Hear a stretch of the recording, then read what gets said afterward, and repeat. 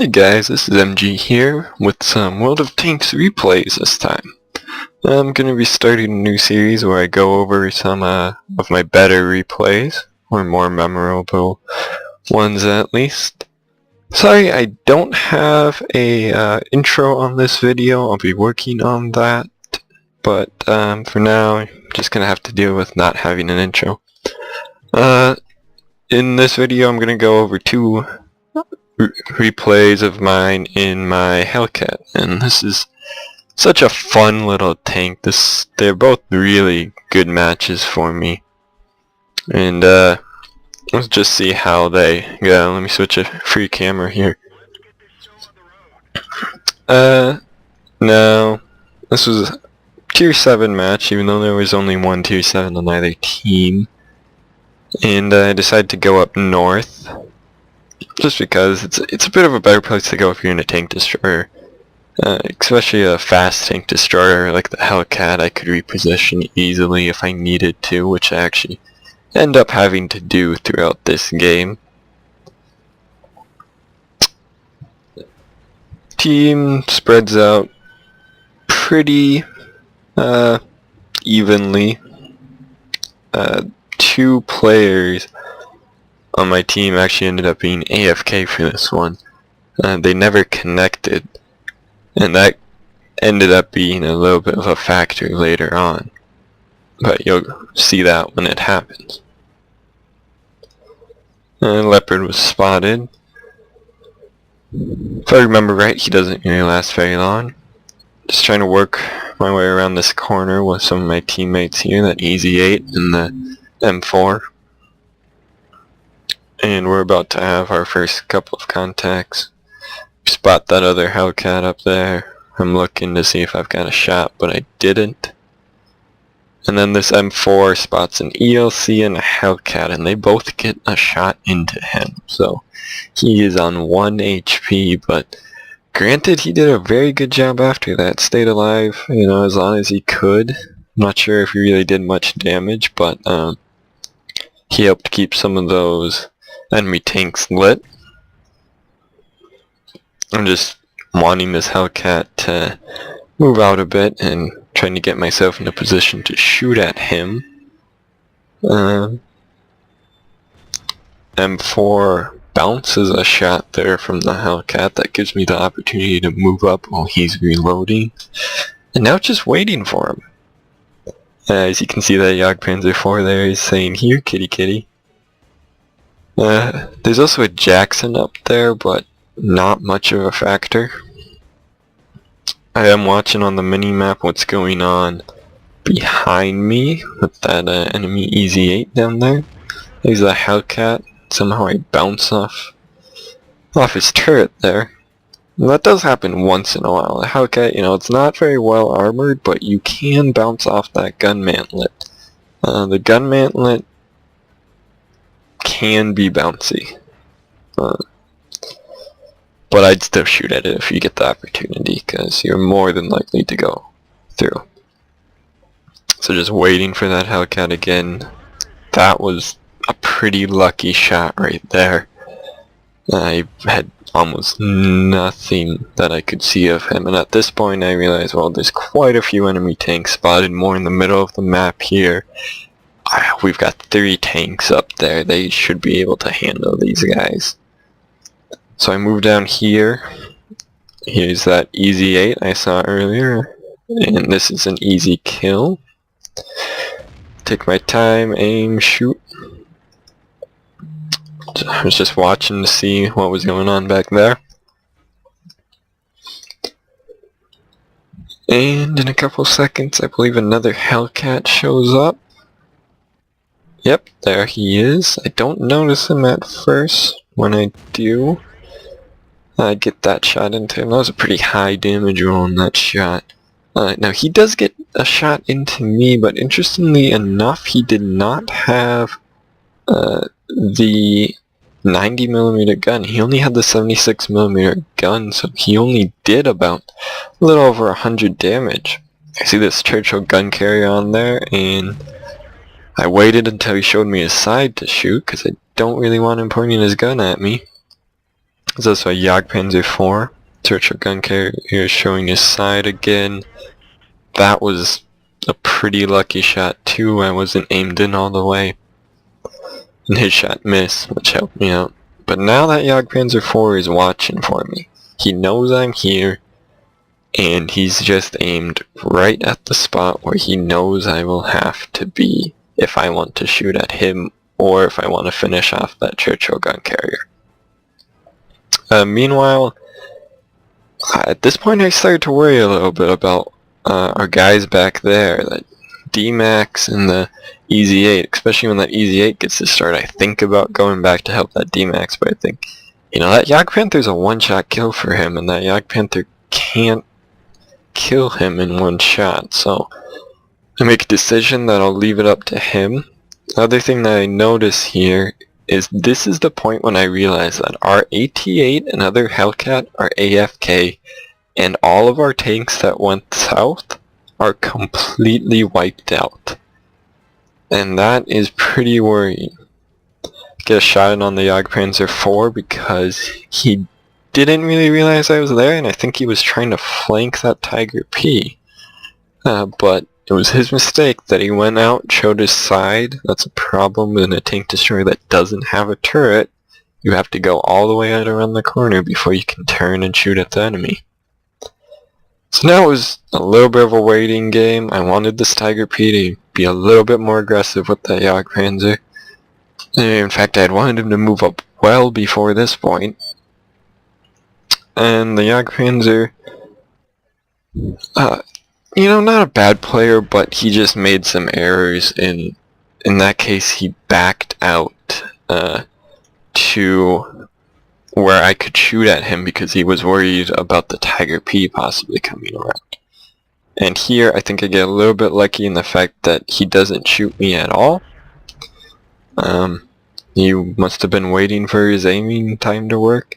And now I realize, okay, I have to get back to base fast. They just killed our AFK Hellcat, and that enemy AT-8 is waiting down here. And he was on full health, but already just nailed him one. And at this point I was wondering, well, hopefully he's going to be a two-shot kill for me, but I wasn't sure. If I got low damage rolls, this could easily require 3 shots to shoot him. Embarrassingly enough, I ended up getting stuck on that house for a couple of seconds, but since he's more than preoccupied with our AFK AT-8, it didn't really matter.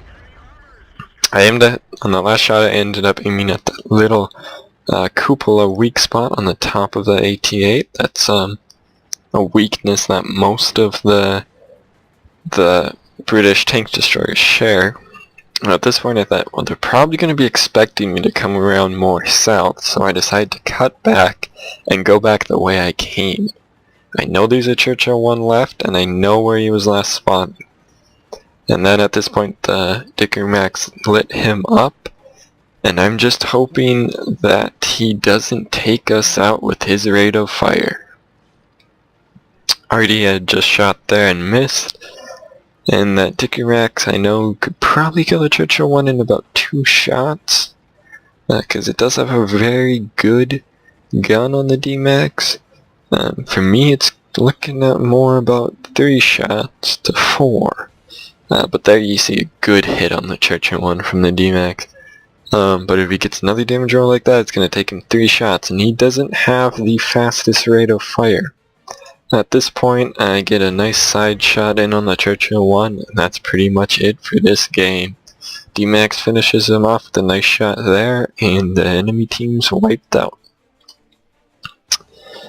I ended up having over 2,200 damage in that match. I'm pretty sure that was my ×2 for the day also, which left me with a nice chunk of XP. I think about 2,000 off the ×2, non-premium. So that was a really good match for me, and it showed a lot of the high points of the Hellcat, being able to move around the battlefield quickly, and being able to have, you know, a good rate of fire, and good penetration and damage. Not a whole lot of guns at tier 6 could pen a side of an AT-8 that was angled like that, because that wasn't completely flat. That was an angle. It wasn't huge angle, but it was definitely angled. But I have one more replay to show, so I'll get that ready in just a sec. Okay guys, this is the second replay I wanted to show you. This was actually my first battle on the Sacred Valley map. So at first I had no clue where to go for this at all. I had XVM installed. As you can see, it's giving me a chance to win of only 48%, which that's not great. That's not favorable. I'd much rather see that to be higher. It's also a counter on a map I don't know at all. But I figured because of what XVM was telling me that me and the Cromwell were the best players in this match, so I decided, well, I'll see where that Cromwell goes, because maybe he's played it before. If he's in, he's a good player, so who knows. Plus the Cromwell's another fast tank, fast medium, and a fast tank destroyer. They go good together, so, kind of want to go where he would go. Ended up going up this way. As you can see, waited for that Cromwell to go by and just started following him a bit. But, nothing wrong with that. And we got contacts very soon on this map. I was surprised. I guess I didn't really realize the size of this map. It's not a huge map at all. But this Panzer IV's seems like he never really spotted me. I think I only got one shot into him later on though too, but it's just really strange. I would have figured that he'd spotted me at some point in here. So the Cromwell's going back towards base, which kind of concerned me since there's another Hellcat right up there, and I'm a tank destroyer that's kind of at the front line. That's not really a good place to be in a tank destroyer, especially one that has this little armor. But Hellcat's an American tank. All the American tanks have pretty good gun depression, so these hills really don't faze me. I realized that Cromwell was going to be on the other side of the mountain, so I didn't even bother, looking, turning my turret. Hellcat's got a long time to turn that turret. This is where the fun started. All these tanks just sitting over there, they were perfect targets for me from the angle that I was shooting at them. Here's where that Panzer IV's, I would have sworn he would have spotted me on that, but he never did. Bounced a shot on the side of one of those tanks out there somehow. That really was a bit of a surprise. Get a good hit on the VK. Team is losing as of now though, and I'm kind of worried that they can't really hold any of the cap area. I think right here is about the time when I actually get a hit on this Panzer IV, yeah. He doesn't last long, on his part I think he went a bit too far forward, but I'll give him the benefit that he probably didn't know the map yet, so, wasn't sure how far forward he could go and stay safe. That D-Max is kind of in a weird position, just sitting on top of the hill. Anyone on this side of the mountain can shoot at him from where he's at, as long as he's spotted. Now, our other Hellcat and our ARL are actually doing a pretty good job pushing up and spotting targets. As you can see, Artie got lit up, and I managed to get a shot in on the Hummel, I believe. Yeah, I killed the Hummel. I mean, it was only 12 damage, but in 5 hits I'm up to 1,000 damage, which isn't bad. That's roughly, 200 damage a shot. And that Panzer IV is almost dead there. But I'm more worried about this ARL, because ARLs do have a good gun. I have no clue where that shot went, but I'm pretty sure there was a hill between me and the ARL that was getting in the way a little bit there. And then I bounced off the back of his turret, which was weird. And I have no clue what spotted me. I'm guessing it was the Panzer IV. But all of a sudden I get hit a lot, and they take out my engine, but there's a repair kit on that, so back in operational status. There goes the Panzer IV. M37 nailed him. They've got one tank in the cap zone right now. I have no clue why that's in Russian at all. Something to do with XVM, but hey, it doesn't matter. I know that what it means. I know now they've got over 3 people and 40 some seconds left until they cap. And this was where I started to get a little bit worried. I was wondering, oof, can we actually do this if they've got so many people capping? Take out the T-49 right there, just looking to see if I had a shot on that AMX-40. The ARL I believe I do have a shot on, even though I'm more concerned with the tanks in the cap. And there, that's when they all get lit, and this is when it becomes fun. Really, really fun right here. Because I get flank shots on all of them. I go for the weakest tank first, get the kill, move on to the next one. Almost get the kill, did most of the damage for that kill there. And then that VK is still in the cap, but not for long. So they still have a Type T-34 and the VK alive. We know where they are.